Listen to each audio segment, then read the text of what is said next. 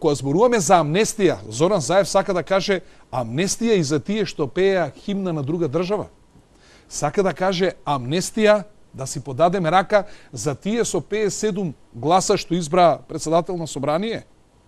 Тоа ќе се отвара ли некогаш? Следна работа, кој го изиритира народот?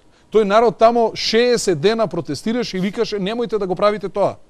Значи, што беше проблем да се остави собранието да работи, да дискутира по тоа прашање, ќе се исцрпеа сите дискусии, во август ќе се избереше влада, еве зошто брзал. Сега дали му е јасно на народот? Зошто Зоран Заев насила е донесе во Република Македонија? За да голтнеме тиранска платформа, за да голтнеме договор со Бугарија и за да го голтнеме договорот со Грција. И он нема каде. Он знае дека после ова тешко му се пишува ако ова не го помине овде во Република Македонија. И он иде со се што може.